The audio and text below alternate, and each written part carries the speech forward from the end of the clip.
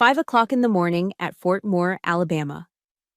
My world was condensed into the sharp scent of kiwi shoe polish and the rhythmic, hypnotic friction of a horsehair brush against the black leather of my tactical boots.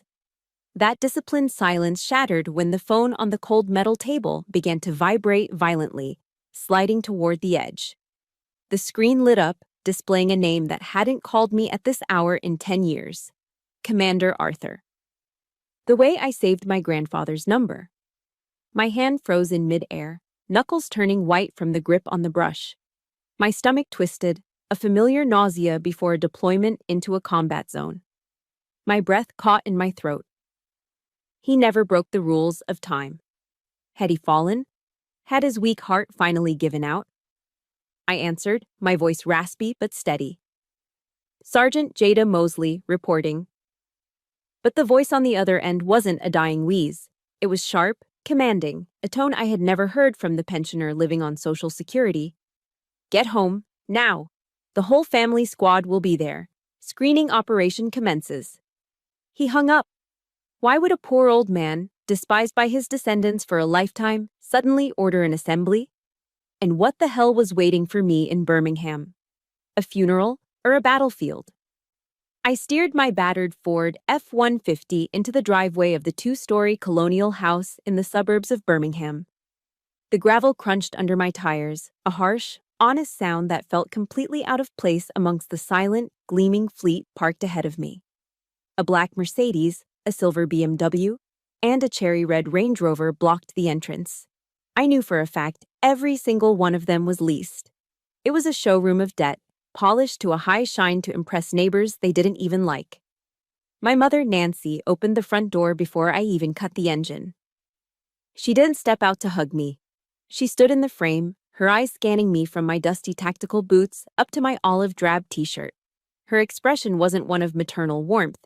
It was the look someone gives when they spot a nasty stain on an expensive rug.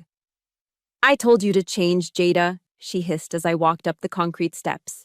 Aunt Patricia is here. Can you please not let everyone think we have an unemployed daughter playing soldier? It's embarrassing. The words hit me with the precision of a sniper round, but I didn't flinch. 10 years in the Army teaches you to absorb impact without breaking formation. I am a sergeant, Mom, I said, my voice flat, holding my ground. This is a uniform, not a pair of coveralls. She rolled her eyes, already turning her back on me to inspect a microscopic smudge on the doorframe. Just try not to embarrass us, and wipe those boots before you step on the hardwood. Inside, the air was thick with the cloying scent of Chanel No. 5, masking the smell of mediocrity. The living room looked like a catalog page, pristine, beige, and utterly soulless. My father, Robert, stood by the fireplace, holding a glass of scotch he likely couldn't afford. He was animatedly explaining some new cryptocurrency scheme to my cousin Ethan. It is all about the yield farming, son, Dad said, chest puffed out. Passive income, that is how the big boys play. You leverage the debt to buy the coin. Ethan, a 20-something with bleached tips and zero ambition, nodded while admiring his pristine sneakers. For sure, Uncle Rob. These Jordans were like $500 on resale. Gotta spend money to look money, right? I walked past them, my heavy boots thudding softly on the rug. Dad gave me a curt nod, the kind you give a delivery driver you want to leave quickly. Then turned back to Ethan. No, how are you? No, thank you for your service. I was a ghost in the house I grew up in, a specter of reality haunting their fantasy life of easy riches. Then a distinct sound cut through the room's chatter, the sputtering, wheezing cough of an engine that had seen better decades. A car horn, weak and raspy, honked outside. Dad's face twisted in annoyance. He rushed to the window, peeling back the curtain. Oh God, the old man is here. I hope he did not park that rust bucket next to my Merc. What will the neighbors think? A moment later, the front door opened again. Grandpa Arthur stepped in. He was leaning heavily on a wooden cane, wearing a faded khaki jacket that I recognized from Goodwill. The scent of tiger balm and old peppermint candy drifted in with him, instantly battling the expensive perfume. Aunt Patricia, sitting on the plush velvet sofa, visibly recoiled. She waved her manicured hand in front of her nose, not even trying to hide her disgust. "Dad," she whined, her voice high and grating. "Could you not have showered before coming? Honestly, it smells like a nursing home in here now." Nobody moved. Robert, Nancy, Patricia, Ethan. They all stayed frozen, terrified that the poverty might be contagious if they touched him. They were terrified of dirtying their brand-name outfits. I was the only one who moved. I crossed the room in 3 long strides and took his elbow to support his weight. His arm felt frail under the fabric, like a bird's wing.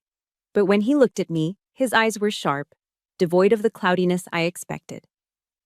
"Welcome to the area of operations, Commander," I whispered. He squeezed my hand, a secret signal.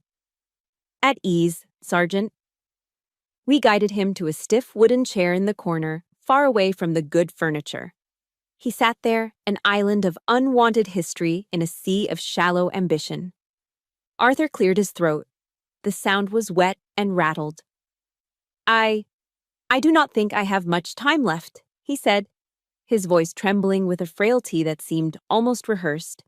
"I wanted to use my entire life savings to invite the whole family to Hawaii." The room went dead silent. You could hear the ice melting in Dad's scotch glass. Then the transformation happened. It was visceral, immediate, and absolutely disgusting. Dad's sneer melted into a predatory grin. Mom, who had just insulted his hygiene, practically sprinted across the room to kneel beside him. "Oh, Dad," Nancy gushed, grabbing his calloused hand with her claws. "You are so generous. Hawaii? Are we talking the Four Seasons, the one on Maui?" "Whatever is best," Arthur murmured, looking down at the floor. "I can look up flights right now," Ethan shouted, phone already in hand, the $500 shoes forgotten. "First class has those lie-flat seats, Grandpa. You would need that for your back, right?" "We deserve a vacation," Aunt Patricia added, suddenly forgetting the smell of tiger balm. "It has been so stressful lately with the bills." They swarmed him. They talked over him, discussing resorts, rental convertibles, and shopping sprees. Not one of them asked about his health. Not one asked, "What do you mean you do not have much time?" To them, he wasn't a dying father. He was a broken ATM that needed to be smashed open for the last few bills. I stood back, leaning against the wall, watching the feeding frenzy. I felt a wave of nausea, remembering the verse from Proverbs chapter 15. "The greedy bring ruin to their households." I looked at Grandpa Arthur. He wasn't looking at them. He was looking at me, over their heads. His trembling had stopped. There was a cold, hard glint in his eye that I had never seen before.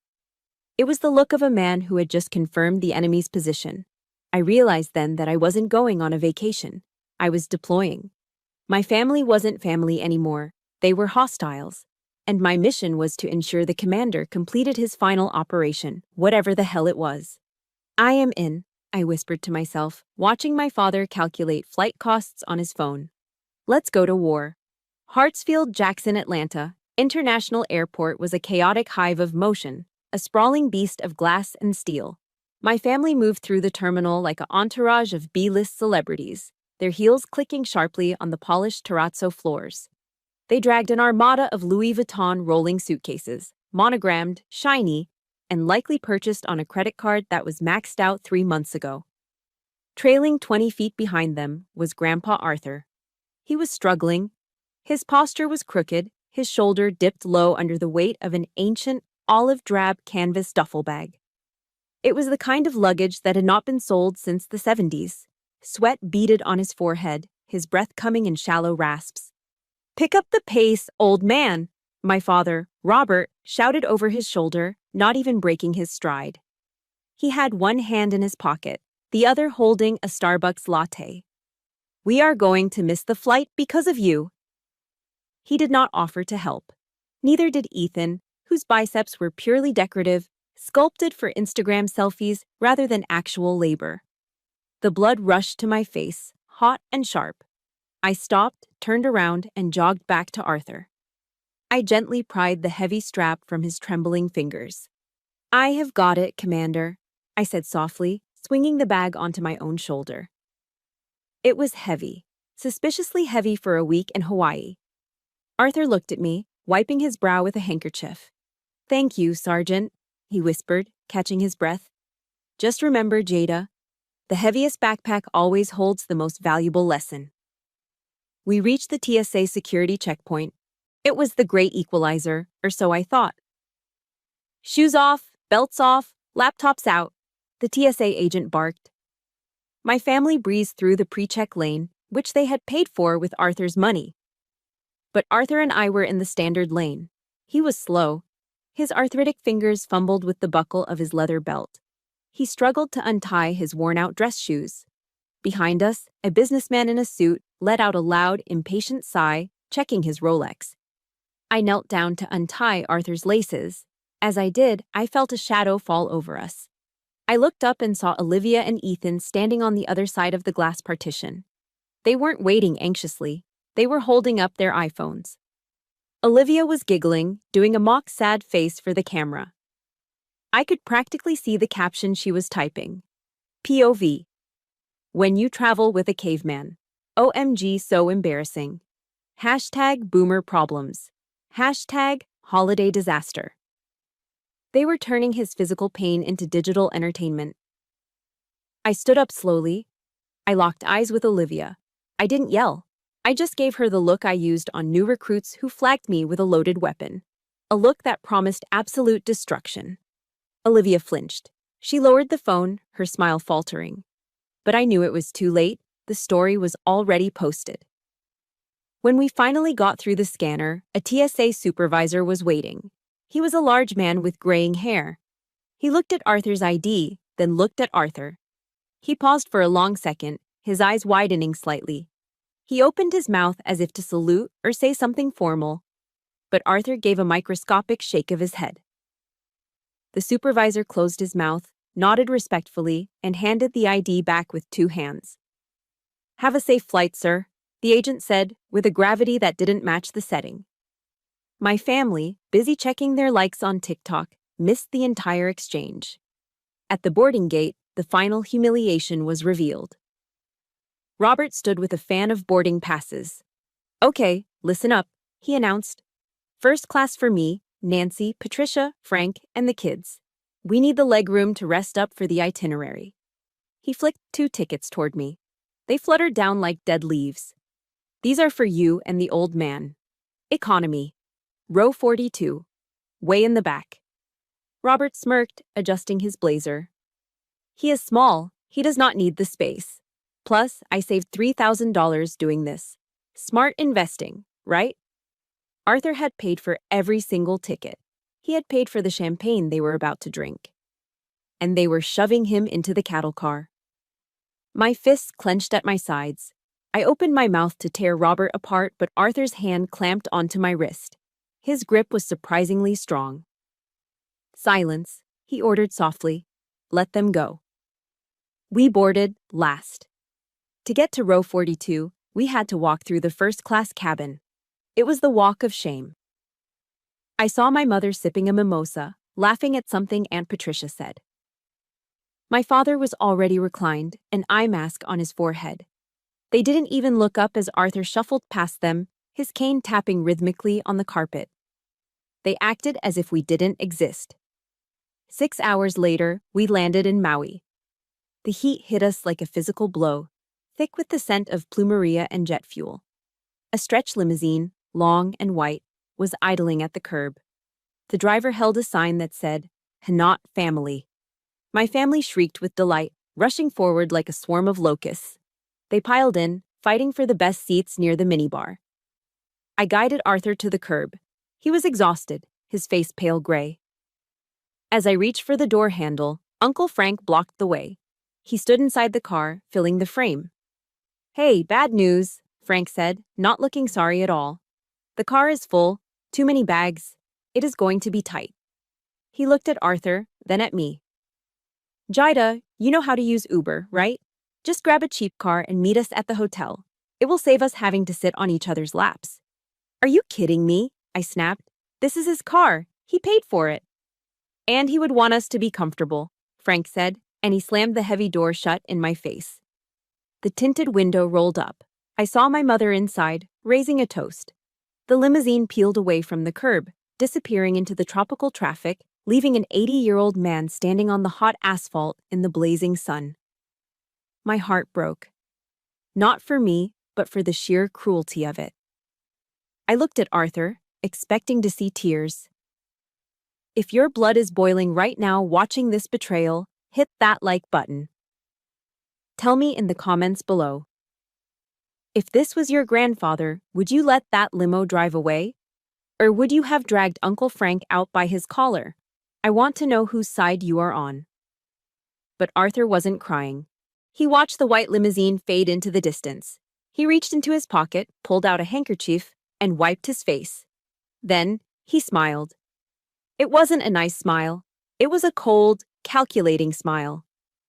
The smile of a tactician who had just successfully lured the enemy into a kill box. Note for the log, Arthur whispered, his voice steady as steel. Enemy formation has dispersed. Phase 1 is complete. Prepare for Phase 2. The lobby of the Four Seasons Resort was a cathedral of open-air luxury, smelling of expensive orchids and sea breeze. My parents, Robert and Nancy, were currently screaming at the front desk manager, their voices echoing off the marble floors. They were fighting over the square footage of the Ocean View Suite, demanding an upgrade they hadn't paid for. Finally, having secured their victory, my father turned to me. He tossed a plastic key card through the air. It hit my chest and fell to the floor. I had to bend down to pick it up. Your grandfather's room is on the first floor, Robert said, checking his reflection in a glass pane. Garden view. We are in the penthouse on the 8th floor. Do not disturb us unless it is an emergency. In hotel speak, garden view is a polite euphemism. The reality was a damp, dark room at the very back of the property. When I opened the curtains, there was no garden. There was the concrete wall of the loading dock, a row of overflowing dumpsters, and the deafening hum of the hotel's industrial air conditioning units. The room smelled of mildew and industrial cleaner. It was a storage closet with a bed. Arthur sat on the edge of the mattress. The springs creaked loudly. He placed his cane between his knees and looked at the wall.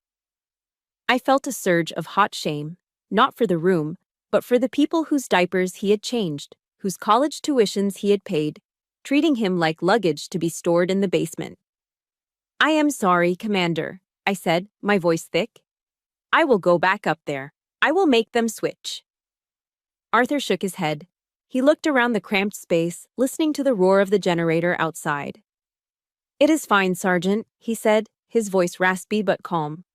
Compared to a sandbag bunker at Khe Sanh in 1968, this is a palace. At least the roof does not leak. By the time we got settled, my family had vanished. They had scattered like shrapnel. My mother and Aunt Patricia were at the spa, getting $300 facials. My father and Uncle Frank were on the golf course. The cousins were shopping at the luxury boutiques in the lobby. I checked my phone. Olivia had just posted a story on Instagram. It was a selfie of the whole group, minus Arthur and me, raising cocktails by the infinity pool. The caption read, "Family is everything. So blessed to be here. #Hawaii Life." It was a lie wrapped in a filter. I found Arthur sitting alone on a bench at the far edge of the resort property, away from the guests in their designer swimwear. He was wearing a faded floral shirt that hung loosely on his frame. He was staring out at the Pacific Ocean, his eyes watery behind his smudged glasses. A couple walked past us, young, rich, beautiful. The woman pulled her cover-up tighter around her body and whispered loudly to her husband, "Is that man homeless? How did he get onto the property?" They looked at my grandfather like he was a stain on their perfect vacation. I sat down next to him. I didn't say a word. I gently took the glasses off his face. I used the hem of my t-shirt to wipe away the salt spray and the smudges. I put them back on him. We were two lonely islands, drifting in a sea of shallow vanity. At 1 o'clock, Arthur's stomach growled. I pulled out my phone and called my mother. "Mom, where is everyone eating? Grandpa is hungry." The background noise on the line was deafening, clinking silverware and smooth jazz. "Oh, Jida, Nancy said, her voice slurring slightly from day drinking. We are at the seafood bistro, the one with the white tablecloths. Look, just get the old man a sandwich or something. He wants to eat with his family, I said, trying to keep the anger out of my voice. It is not a good idea, she snapped. We are ordering lobster thermidor. It is messy. You know how his hands shake. He drops food on his shirt. It is unappetizing. We do not want him to embarrass us in front of the other guests. Just handle it. The line went dead. I squeezed the phone so hard I heard the case crack. I wanted to march into that restaurant and flip the table. But I looked at Arthur, at his tired shoulders, and I knew a scene wasn't what he needed. I walked to a small convenience stand near the beach entrance. I bought 2 hot dogs wrapped in foil and 2 cans of soda. Total cost, $12. We sat on a wooden bench facing the ocean. The wind whipped our hair. I unwrapped the hot dog. The bun was slightly stale, and the mustard was cheap yellow paste. Arthur took a bite. He chewed slowly, his jaw clicking. He swallowed and turned to me with a genuine, crinkled smile. This is delicious, he said. Thank you, JD. That smile broke me. It shattered my heart into 1,000 pieces. He was grateful for a stale hot dog, while his son was gorging on lobster paid for with his money. That night, the noise from the loading dock made it impossible to sleep. I sat in a chair by the door, keeping watch. Around 2 a.m, Arthur woke up. He sat up in the darkness, looking at me. Jida, he whispered. Why are you here? You are young. You should be out at the clubs with your cousins. Why are you suffering in this hole with a dying old man? I stood up and walked to his bedside. I tucked the thin blanket around his feet. Because the army taught me a code, Commander, I said, my voice steady in the dark. I will never leave a fallen comrade. I paused, swallowing the lump in my throat. And because you are the only one who remembered my birthday last year, and the year before that. Arthur went silent. For a long time, the only sound was the humming of the air conditioner. Then I saw a single tear track its way through the deep wrinkles of his cheek. He brushed it away with a rough hand. When he looked up again, the sadness was gone. In the dim light, his eyes were no longer the eyes of a victim. They were the eyes of a tactician who had finished assessing the battlefield. Get some sleep, Sergeant, he whispered, his voice hard as flint. Prepare your gear. Tomorrow, we launch the counterattack. La Perle was the kind of restaurant that smelled of old money and silent judgment. Crystal chandeliers, massive and dripping with diamonds of glass, hung from the vaulted ceiling. The waiters moved like ghosts in tuxedos, speaking in hushed French accents. My family, however, had no concept of hushed. We sat at a large circular table in the dead center of the room, loud as a construction site. My father, Robert, snapped his fingers at the sommelier. Bring us the Chateau Margaux, he announced, voice booming so the neighboring tables could hear. The $2,000 bottle, and put it on the corporate card. I figure if the IRS is going to audit me next year, I might as well drink their money now, right? He laughed a loud, honking laugh. My mother and Uncle Frank joined in, clinking their glasses. They were drunk on arrogance. In the corner of this display sat Grandpa Arthur. He looked painfully out of place. He was wearing his best flannel shirt, the red and black plaid faded from years of washing. Amidst the sea of silk evening gowns and Italian suits, he looked like a relic from a forgotten world. He held the leather-bound menu close to his face, his hands trembling slightly. His eyesight was failing, and the dim, romantic lighting made the cursive French text impossible to read. I cannot make out these words, Arthur whispered, squinting. Olivia, sitting across from him, snatched the menu out of his hands. Oh, give it here, she sighed, rolling her eyes at Ethan. You would not know what escargot was if it bit you, Grandpa. You're used to, what? Canned beans? She turned to the waiter, flashing a fake, sugary smile. Just bring him the pumpkin soup, pureed. Like, for a baby, he does not have the teeth for steak. The whole table erupted in laughter. My mother covered her mouth with a napkin, giggling. Oh, Olivia, you are terrible. I gripped my silver fork so hard the metal dug into my palm. My knuckles turned white. I was calculating the trajectory across the table, imagining flipping the entire spread onto their laps. But I held my breath. Hold the line, Sergeant, I told myself. Wait for the signal. Halfway through the meal, Arthur stood up. Excuse me, he mumbled. Restroom. He grabbed his cane and shuffled away from the table. The floor was polished marble, slick and unforgiving. As he navigated around a decorative display in the center of the room, a magnificent 6-foot tower of champagne glasses stacked in a pyramid, his bad knee buckled. He lurched forward. He tried to catch himself, but his cane slipped. He fell hard, his shoulder slamming directly into the base of the glass pyramid. Crash! The sound was deafening, like a bomb going off in a library. Hundreds of crystal glasses shattered at once. Champagne exploded outward in a frothy wave. The entire restaurant went instantly, terrifyingly silent. Arthur lay sprawled on the wet marble, amidst the shards. A jagged piece of glass had sliced his forearm. Bright red blood began to mix with the golden champagne on the white floor. "Oh my God!" my mother shrieked. But she didn't rush to help.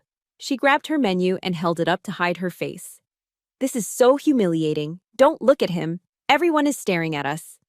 "Useless old man," my father hissed through clenched teeth, slamming his hand on the table. "He cannot even walk straight." Not one of them moved.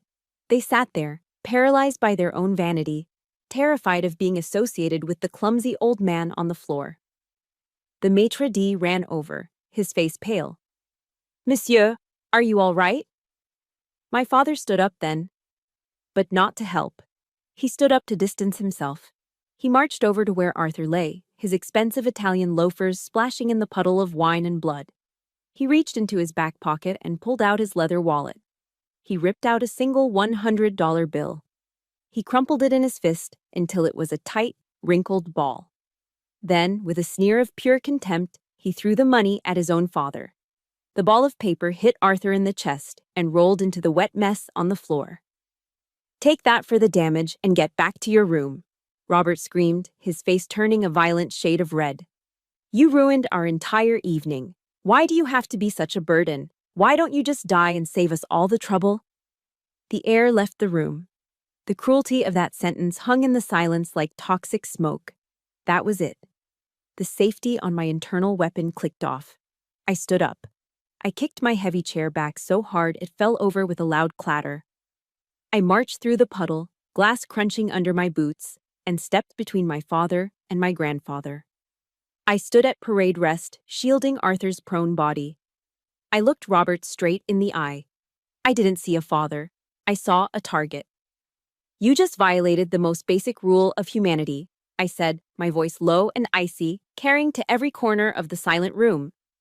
"Your action was despicable. You are not worthy of the name Mosley." Robert froze. His eyes bulged. He wasn't used to being challenged, certainly not by his own daughter, and certainly not in front of an audience of millionaires. His humiliation morphed instantly into blind rage. "How dare you lecture me?" he roared. He pulled his arm back and swung. Smack! The slap caught me square on the cheekbone.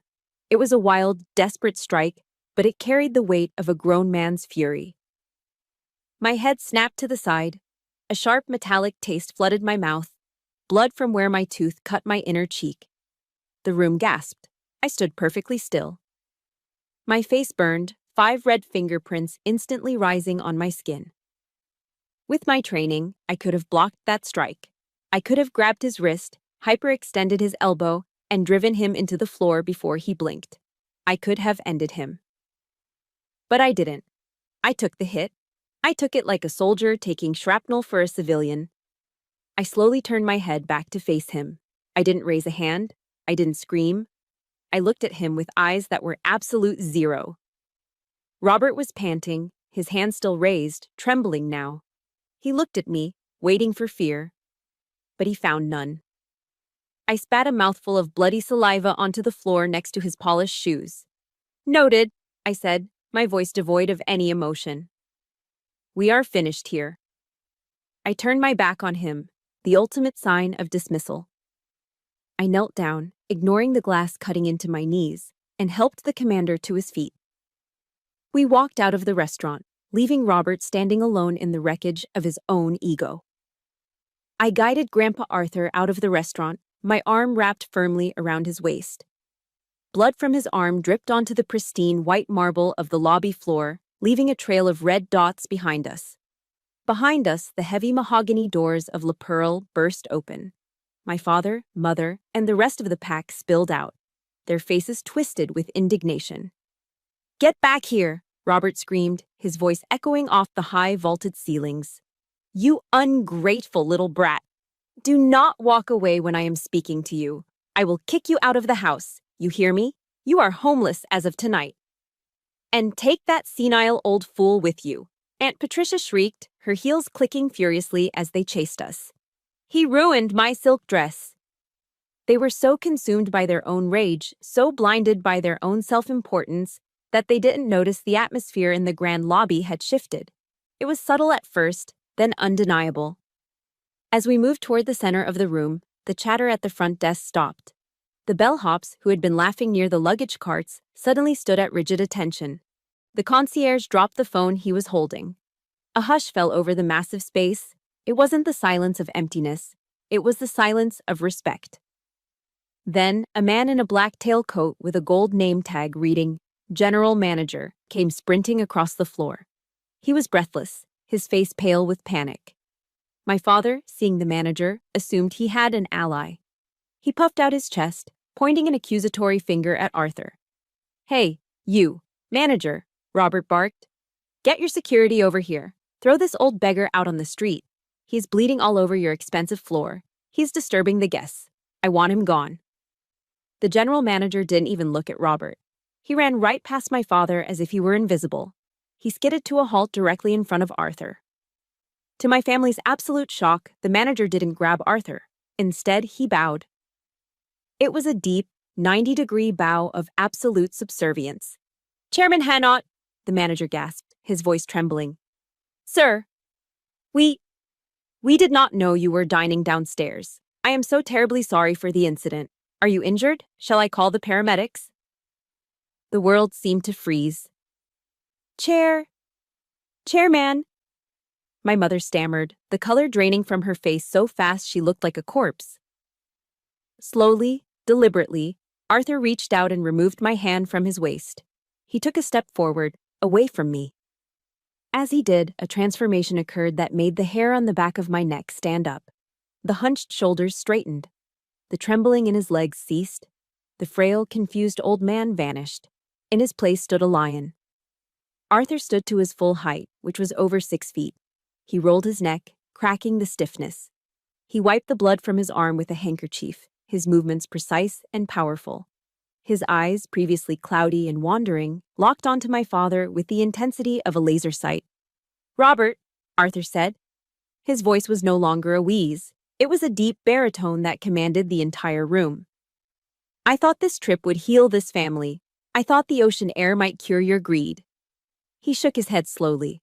"But I was wrong. I did not raise children. I raised hyenas." Arthur snapped his fingers. The sound was like a gunshot. "Manager Henderson." "Yes, Mr. Chairman." "Show them where they are standing." The manager hurried to a massive velvet curtain hanging on the far wall, a feature my family had walked past a dozen times without noticing. He pulled the heavy gold cord. The curtain swooshed upward. Revealed underneath was a 10-foot oil painting. It depicted a younger Arthur Hanot, standing proudly in a military uniform, shaking hands with a president. Behind him, in the painting, was a map of the United States, with golden pins marking locations from New York to San Francisco. At the bottom of the frame, a brass plaque read, "Arthur Hanot, founder and chairman, Hanot Luxury Group." My family stared at the painting. Then, they stared at the old man in the flannel shirt. Then, back at the painting. The realization hit them with the force of a freight train. The man they had humiliated, the man they had treated like a broken ATM, owned the floor they were standing on. He owned the roof over their heads. He owned the champagne they had just spilled. "You," Robert gasped, his mouth hanging open. "You." You have money? You are rich? Arthur didn't answer him. He turned to the manager, his face devoid of mercy. Manager Henderson, these people have been trespassing on my property, Arthur declared, his voice cold and judicial. Effective immediately, their reservation is terminated. Wait! Dad! Nancy screamed, rushing forward, her hands shaking. Dad, wait! We didn't know. It was a joke. We were just stressed. Arthur held up a hand. The credit card I linked to your accounts? The one you used to buy those bags and that jewelry? Yes, Aunt Patricia whispered, tears of terror welling in her eyes. It is locked. Declined. You will have to return every single item, or you will face theft charges. Panic erupted. Ethan dropped his phone. Olivia looked like she was going to be sick.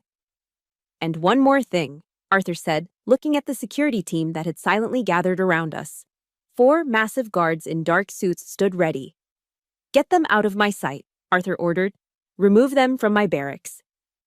Dad, no, please. Robert fell to his knees, grabbing at Arthur's pant leg.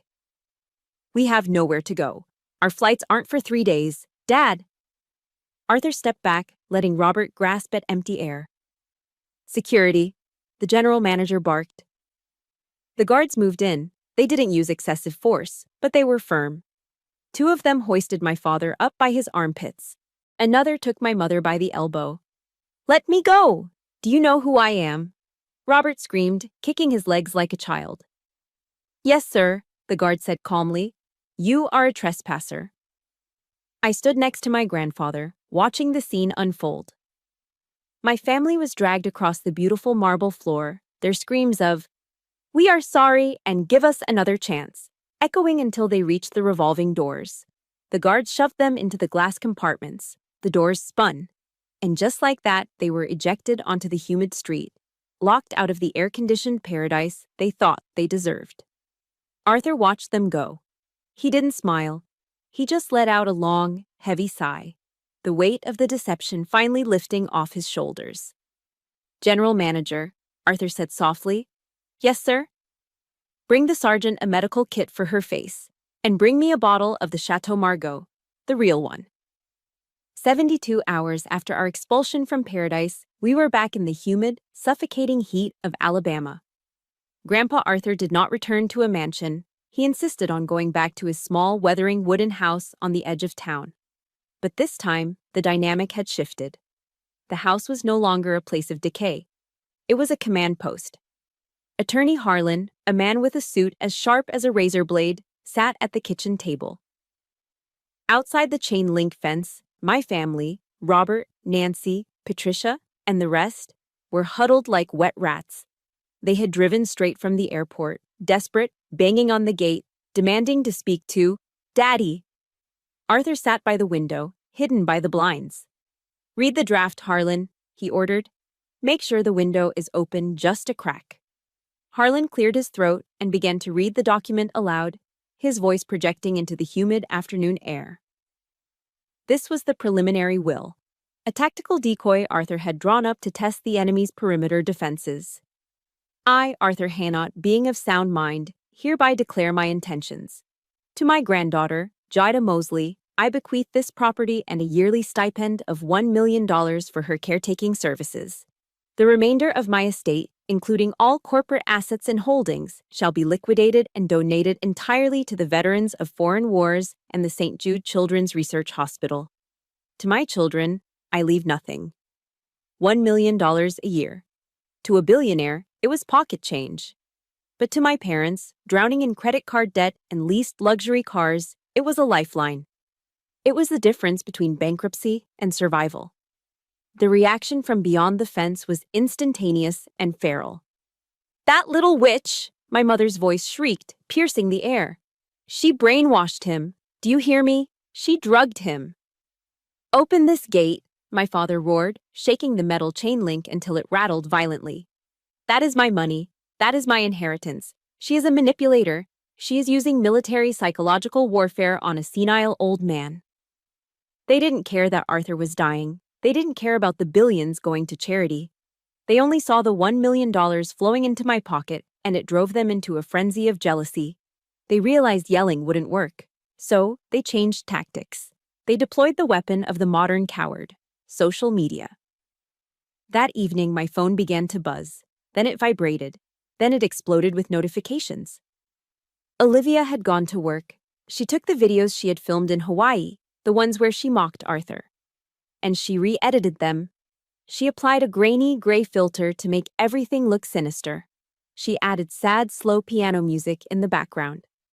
She took the clip from the airport where I took the heavy bag from Arthur. In her edit, she cut out the part where I helped him. She only showed me grabbing the strap and pulling. With the caption, "She forces him to carry her luggage. Elder abuse." She took the clip from the restaurant where I stood between Arthur and my father. She cut it to make it look like I was lunging at Robert aggressively. She posted it to TikTok with the caption, "The truth exposed. My cousin, Sergeant Jada Mosley, is isolating my grandfather, manipulating his dementia to steal his fortune. She is dangerous. We are terrified. Please help us save him. Hashtag justice for grandpa. Hashtag Jada exposed." The internet, always hungry for a villain, swallowed the bait whole. Within 4 hours, the video had 2 million views. The comments rolled in like a tidal wave of sewage. "Disgrace to the uniform. Lock her up and throw away the key. I hope she rots in hell for hurting an old man." My personal information was doxed. My address, my phone number, my email, everything was posted online. By the next morning, my house was under siege. News vans were parked on the lawn. Their satellite dishes pointed at our windows like mortars. Someone threw a carton of eggs at the front door. Red paint was splashed across the driveway, spelling out 2 words: "Gold digger." Then came the call I feared the most. Sergeant Mosley, the voice of my commanding officer, barked over the phone. "I have 3 reporters at the base gate asking why I employ a woman who abuses the elderly. CID is opening an inquiry. Until this is cleared up, you are placed on administrative leave. Do not come to post."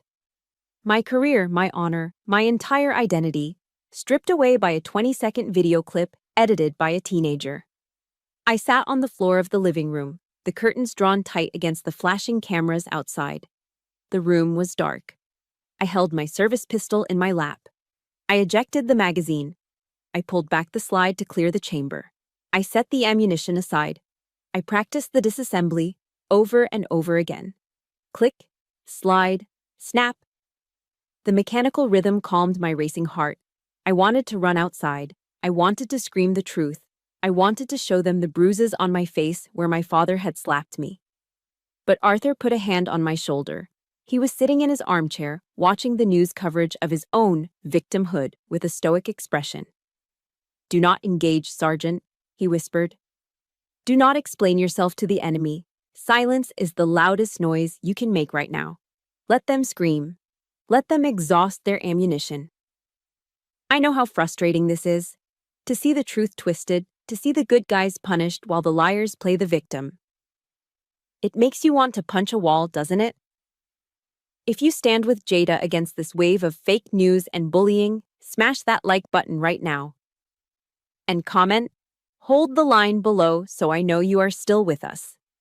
I took a deep breath. I put the gun back in its case. "Radio silence," I said to the darkness. "Understood." I would not break. I would stay in this bunker, ignoring the eggs hitting the siding and the hate mail flooding my inbox. I would protect the commander until his final breath. And when the dust settled, they would see that they hadn't trapped a victim. They had trapped themselves in a cage with a lioness who was just waiting for the gate to open. Commander Arthur Hainaut passed away on a Tuesday night, right as a severe thunderstorm rolled across the Alabama state line. The wind howled against the siding of the small wooden house, rattling the window panes like an artillery barrage. But inside, it was quiet. The only light came from a single bedside lamp, casting long, dancing shadows on the walls. I sat by his bed, holding his hand. His skin was paper-thin and cool to the touch. His breathing had slowed to a shallow, rhythmic rasp. There were no dramatic last words about buried treasure or corporate secrets. There was no movie script ending. He simply squeezed my hand, a weak pressure from calloused fingers that had built an empire and then carried a duffel bag to protect his family. "Jada," he whispered, his voice barely audible over the thunder, "you are my pride." And then the grip loosened. The chest stopped rising. The commander was gone. The house fell into a terrifying silence. I did not cry. A soldier does not weep when she is still on duty, and my watch was not over yet. I stood up, straightened my back, and went to the closet. I pulled out his old service uniform, the one he loved, not the expensive suits of a chairman. I spent the next hour preparing him, buttoning the jacket with precision, smoothing the collar. I treated his body with the reverence of a national treasure. The next morning, the sky was a bruised purple, heavy with unshed rain. I picked up my phone. My thumb hovered over the group chat titled Mosley Family. I typed the message with trembling fingers. "Grandpa passed away last night. The funeral service will be held at 10 o'clock in the morning this Thursday at St. Jude's Chapel. Please come home to see him one last time." I hit send. I stared at the screen, watching the little read receipts pop up. 3 minutes passed. Then the bubbles appeared. My mother, Nancy, was the first to reply. She sent a photo. It was a selfie of her holding a martini glass, the blue water of the Atlantic Ocean in the background. She was on a yacht in Miami. "The old man is finally dead." Her text read, "Good. Do not expect me to come back to that depressing town. We are on the boat until Sunday. You have his $1 million stipend. You handle it." My stomach churned. I looked at the next message. "My father, Robert. Just cremate him. It is cheaper and saves land. Don't bother me with the details. I am busy trying to fix the mess you made with the press." Then Olivia, RIP, followed by a smiley face emoji. Finally out of debt. I let the phone slip from my fingers. It hit the floor with a dull thud. My heart felt colder than the rain pounding on the roof. They weren't just ungrateful. They were inhuman. Even in death, he was nothing more to them than a nuisance they were glad to be rid of. Thursday morning arrived, gray and wet. St. Jude's Chapel was a cavernous space designed to hold 200 mourners. The wooden pews stretched back in long, orderly rows, polished and waiting. At 10 o'clock sharp, the heavy oak doors closed. The room was empty. There were no flowers from the community, scared off by the smear campaign. There were no cousins, no aunts, no uncles. There was no weeping widow. There was only me. I stood at the front of the aisle, wearing my army dress blues. The dark blue fabric was stiff and immaculate. The gold stripes on the sleeves caught the dim light. My medals weighed heavy on my chest, clinking softly as I breathed. I stood at the position of attention next to the casket, which was draped in the American flag. The silence in the room was suffocating. It pressed against my eardrums, louder than any scream. The only sound was the rain drumming a relentless, lonely beat on the metal roof of the chapel. Tap, tap, tap. I looked at the empty seats. I imagined my father sitting in the front row, pretending to care. I imagined my mother crying fake tears into a silk handkerchief. But their absence was a more honest tribute to who they really were. The priest, an old man who had known Arthur for years, looked at me with pity in his eyes. He shortened the service. There was no need for a sermon about family values when the evidence of their failure was echoing in the empty hall. We moved to the cemetery. The rain had turned the Alabama red clay into slick mud. The gravediggers stood back respectfully as I approached the open hole. The casket had been lowered. It sat at the bottom, a rectangle of honor in the dark earth. I picked up the shovel. The handle was wet and slippery. I didn't wait for the workers. I drove the blade into the pile of wet dirt. It was heavy, messy work. Mud splattered onto my polished dress shoes. Sweat mixed with the rain running down my face, stinging my eyes. 1 shovel. For the father who raised them. 2 shovels. For the grandfather who paid their debts. 3 shovels. For the man they left to die alone. I worked until my arms burned and my breath came in ragged gasps. When the grave was filled, when the mound was rounded and complete, I dropped the shovel. I stood at the head of the grave. The wind whipped through the trees, creating a whistling sound that felt like the mournful notes of taps. I snapped my hand up in a sharp, crisp salute. My fingers touched the brim of my cover. I held it for a long count of 3. "Mission accomplished, Commander," I whispered to the wet earth. "You are relieved of duty." I dropped my hand. I turned on my heel, performing a perfect about-face. I walked away from the grave, my boots sinking into the mud. I didn't look back. I wasn't just walking away from a cemetery. I was walking away from the people who shared my blood. I left them there, buried in the past with the grandfather they didn't deserve. I was alone. But as I walked toward the gray horizon, I felt a strange, steel-like strength hardening in my chest. The mourning was over. The judgment was about to begin.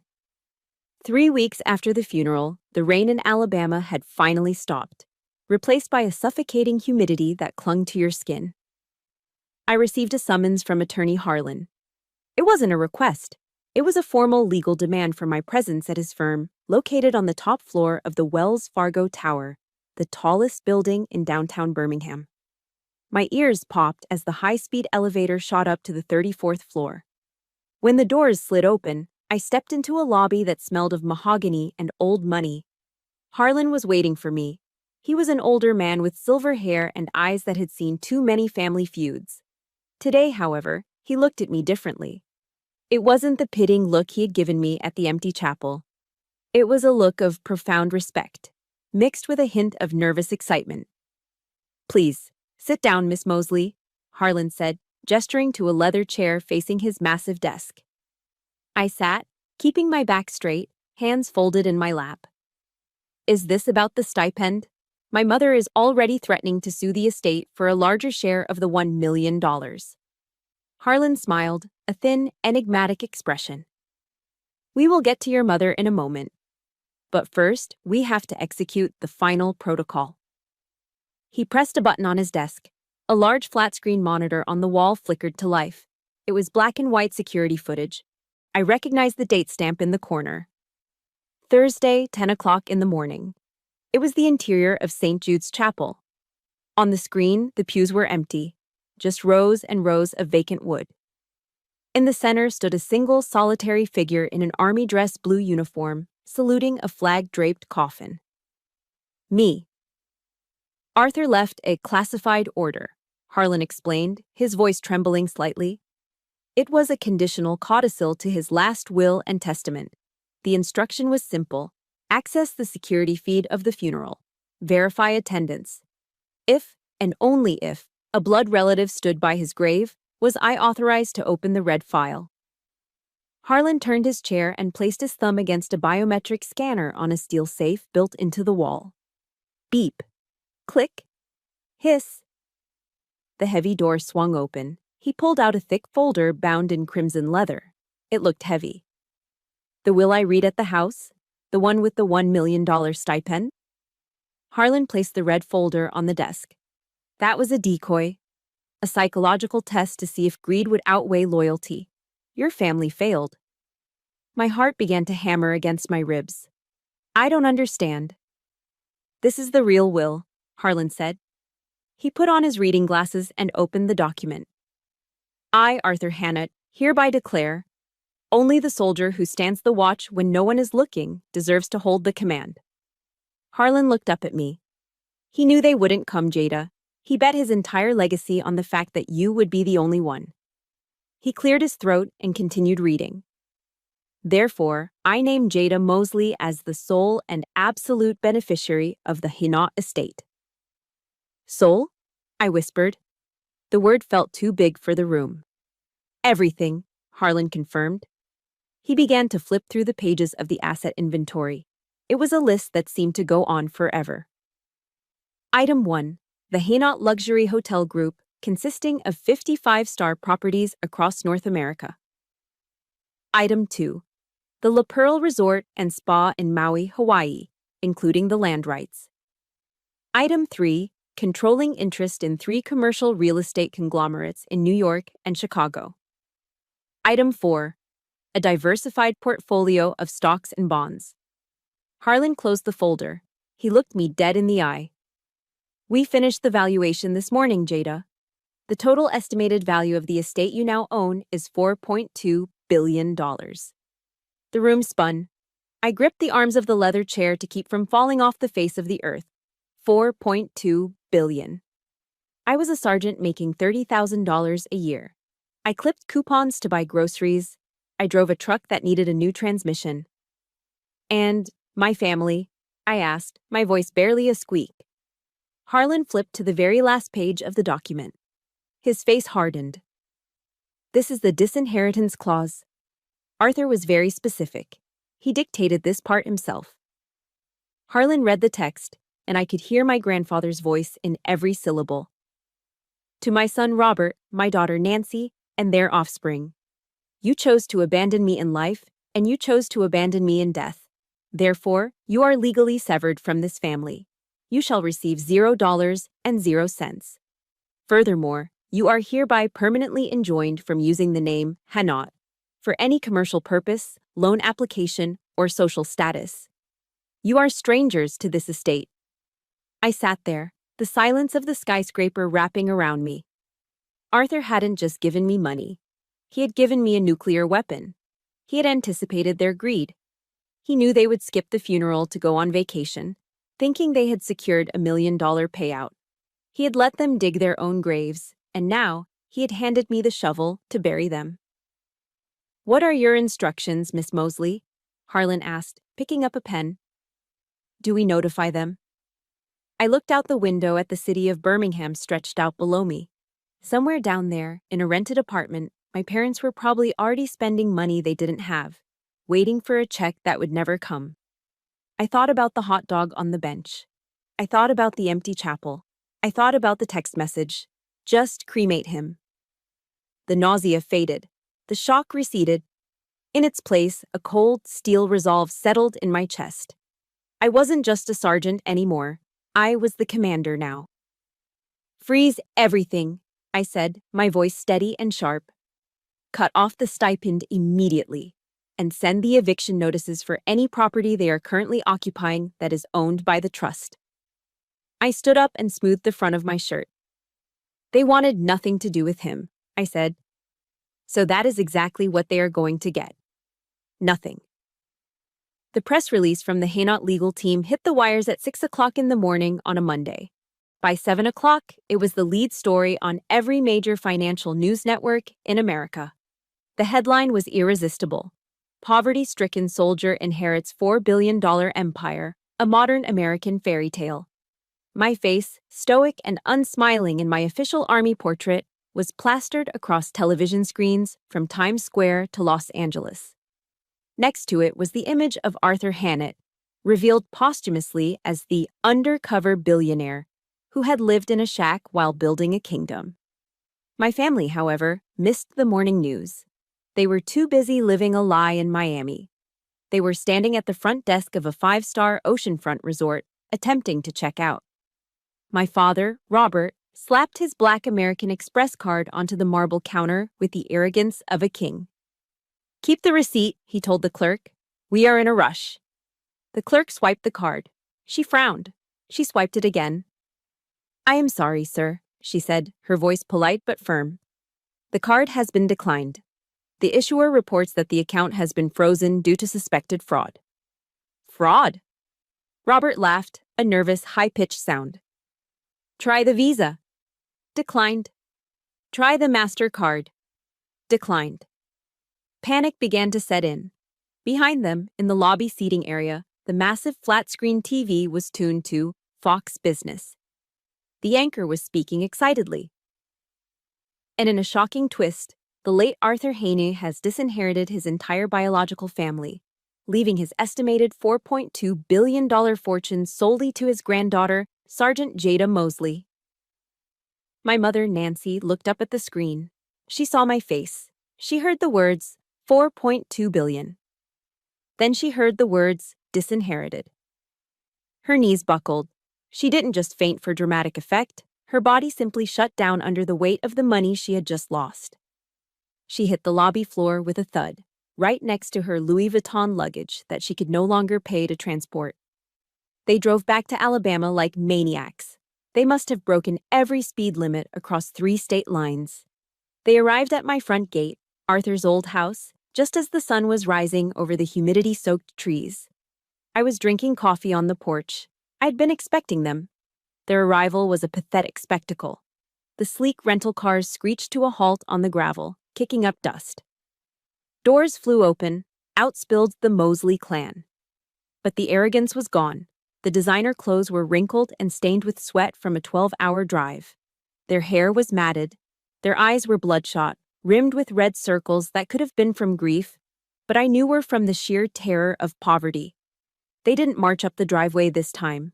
They ran. They stumbled. Robert, the man who had slapped me in a French restaurant less than a week ago, threw himself onto the grass.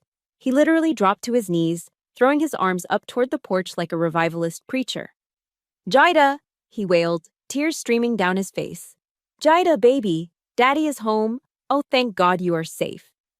He crawled forward on his knees, ruining his suit pants on the wet grass. "I saw the news, honey. I knew it. I knew you were the special one. I always told your mother, Jada is the one who will bring glory to this family." Nancy pushed past him, her mascara running in black streaks down her cheeks. She looked deranged. "Jada, sweetheart," she sobbed, clutching the porch railing. "Please, open the door. Mommy loves you. I am so sorry about what I said. It was the medication. You know I have been depressed. The pills made me crazy. I didn't mean a word of it." Behind them, Olivia and Ethan stood with their heads down, looking like kicked puppies. Aunt Patricia was wringing her hands, muttering prayers. I set my coffee mug down on the railing. I didn't have security guards. I didn't have a weapon in my hand. I didn't need one. I walked down the steps, stopping on the bottom stair. I looked down at them. I looked at my father, groveling in the dirt. I felt absolutely nothing. No anger, no sadness. Just the cold, clinical detachment of a surgeon looking at a tumor. "Who are you people looking for?" I asked, my voice calm and steady. "We are looking for you," Robert cried, scrambling to stand up but stumbling back down. "We are looking for our daughter. We are looking for our family." I shook my head slowly. "My family died last Thursday at 10 o'clock in the morning at St. Jude's Chapel," I said.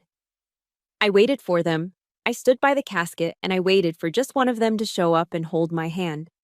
But nobody came. "But we didn't know," Aunt Patricia shrieked from the back. "We are blood, Jada. You cannot turn your back on blood." I laughed then. It was a short, sharp sound, devoid of humor. "Blood," I repeated. "You are not blood. You are cancer. You are a malignant growth that attached itself to this family to feed off a good man until he died. And now..." I pulled my phone from my pocket and checked the time. "Now I have surgically removed the tumor."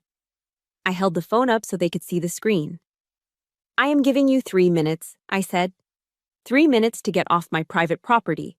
If you are still here at 7:15, the sheriff's deputies, who are currently idling just down the road, will arrest every single one of you for criminal trespassing and harassment." As if on cue, the wail of sirens began to rise in the distance, cutting through the morning air. The color drained from Robert's face. He looked at me, searching for a trace of the little girl he used to ignore. He found only the steel gaze of a billionaire CEO. You wouldn't," he whispered. "Try me," I said. The sirens got louder. Self-preservation kicked in. The tears stopped instantly. The love evaporated. "You bitch!" Robert spat, scrambling to his feet. "You cold-hearted bitch! You will rot in hell for this." "Let's go! Move!" Nancy screamed, shoving Olivia toward the cars. They scrambled back into their vehicles like cockroaches scattering when the lights turn on. Engines roared, gravel sprayed. They peeled out of the driveway, cursing my name, fleeing before the law could catch them. I watched them go until the dust settled. Then I turned around. I walked back up the stairs to the porch. I picked up my coffee mug. I turned the lock on the front door. Click. It was the sound of a vault closing. The sound of a chapter ending. The sound of absolute, beautiful silence. The alarm clock buzzed at 5 o'clock in the morning. I didn't slap the snooze button. I sat up, placed my feet on the hardwood floor, and took a deep breath. Old habits die hard, and the best ones don't die at all. I was no longer an active duty sergeant, but the discipline remained. As the old saying goes, discipline equals freedom. I walked into the kitchen and brewed a pot of black coffee. The smell filled the small wooden house, the same house my grandfather, Arthur Hannott, had lived in for 30 years. Everyone expected me to move. When the wire transfer hit my account, confirming a balance of over $4 billion, the real estate agents circled like sharks. They showed me brochures for mansions in Beverly Hills, penthouses in Manhattan, and private islands in the Caribbean. I threw them all in the trash. I stayed right here in Birmingham. I bought the land surrounding the cabin to ensure privacy, and I renovated the structure. I reinforced the foundation, replaced the leaking roof with copper, and installed a security system that would rival the Pentagon. But the soul of the house remained. I kept Arthur's old armchair by the window. I kept his collection of history books. I didn't buy a yacht. Instead, I established the Arthur Hannott Foundation. On the kitchen table, spread out under the morning light, were the blueprints for our first major project, the barracks. It wasn't a military base. It was a community of 500 high-quality tiny homes designed specifically for homeless veterans. We were giving them what my family had denied Arthur: dignity, a roof overhead, and a community that wouldn't leave them behind. I took a sip of coffee and looked out the window. The sun was just beginning to burn off the Alabama mist. I thought about the people who used to clutter this driveway with their leased luxury cars. News travels fast in a small town. I heard that my parents, Robert and Nancy, had been forced to sell the colonial house in the suburbs. The bank foreclosed on it before they could even list it properly. They were now living in a 2-bedroom apartment complex on the south side of town, the kind of place where the walls are paper thin and the neighbors argue until 3 in the morning. Without Arthur's secret credit cards to fund their lifestyle, they had turned on each other.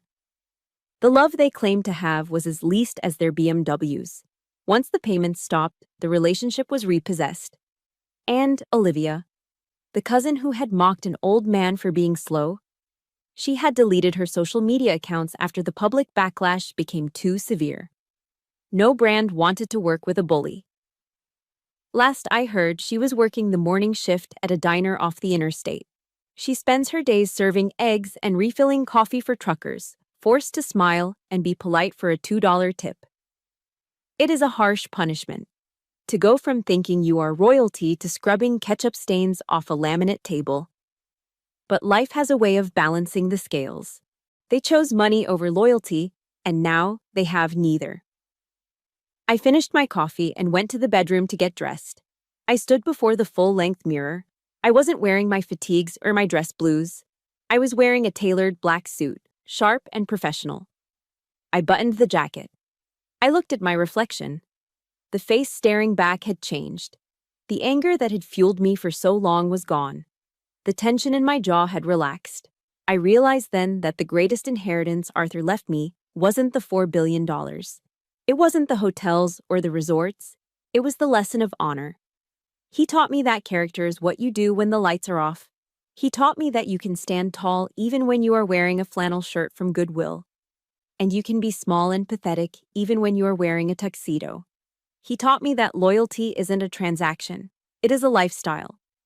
I grabbed my keys, not to a Ford truck anymore, but to a reliable, armored SUV, and headed out the door. The drive to the cemetery was peaceful. The late afternoon sun was turning the Alabama red clay into a deep, rich gold. I parked the car and walked up the hill. The grass had grown back over the scar in the earth where we had buried him. The headstone was simple, just as he requested. No titles of chairman or founder. Just his name, his rank, and the dates. Arthur Hannott, Commander, U.S. Navy. Beloved father and grandfather. I knelt down in the grass. The air smelled of rain and honeysuckle. I reached into my jacket pocket and pulled out 2 things. The first was a single white rose. I placed it gently against the cold stone. The second was my new business card. Heavy stock, embossed lettering. It read, Jada Mosley, CEO, Hannott Industries. I propped the card up against the rose. Report to Commander, I whispered, my voice steady and clear in the quiet air. The hostile elements have been neutralized. The squad has been purified. The legacy is secure. A breeze rustled through the oak trees, shaking the leaves. It felt like a hand resting on my shoulder. Mission accomplished, Grandpa, I said, a small, genuine smile touching my lips. You are relieved. I stood up and brushed the grass from my knees. I performed one final slow salute, not for the flag, but for the man. I turned my back on the grave and walked toward the sunset. The wind caught my short hair, blowing it back from my face. My chest felt light, unburdened by the weight of anger or the need for validation. For the first time in my life, I didn't feel like I was fighting a war. I didn't feel like I had to prove myself to anyone. I walked to my car, opened the door, and drove away into the golden light. I was finally free. Looking back at this operation, I realized that my family made a fatal calculation. They thought wealth was measured by the car you drive or the logo on your handbag. But Arthur taught me the ultimate truth. Character is the only currency that doesn't depreciate. Real wealth isn't about what you have in the bank. It is about who shows up for you when you have nothing to offer but your company. If you chase money at the expense of your soul, you are already bankrupt. But if you hold on to your honor, even when it is hard, even when you are standing alone in the rain, that is a richness no one can ever take away from you. Be the person who stays when everyone else leaves. Now, I have a question for you. If the cameras were turned off and there was no reward in sight, would you have stood by the commander? It is a tough question, but an important one. If this story touched your heart, or if you believe that loyalty still matters in this world, please honor us by hitting that like button. And don't forget to subscribe to the channel. Join our squad. Let's build a community that values character over currency. Share your thoughts in the comments below. I want to know your story. Dismissed.